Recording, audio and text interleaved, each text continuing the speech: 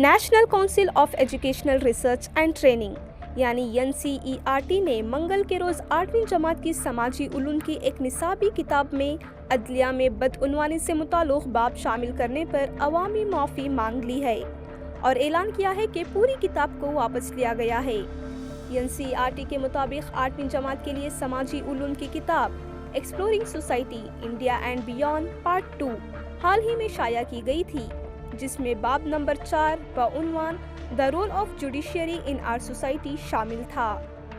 इस बाब में कहा गया था कि बदउनवानी, मुकदमात का बड़ा बैकलॉग और जजों की नाकाफी तादाद हिंदुस्तान के अदालती निज़ाम को दरपेश बड़े चैलेंजेस में शामिल हैं। ये मामला सुप्रीम कोर्ट ऑफ इंडिया तक पहुंच गया, जहां 3 जजों पर मुश्तमिल बेंच ने इसका असखुद नोटिस लिया।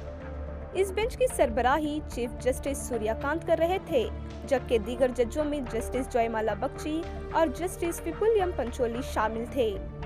सीनियर उकला कपिल सिब्बल और अभिषेक सिंघवी ने इस मामले को फौरी समाअत के लिए अदालत के सामने पेश किया।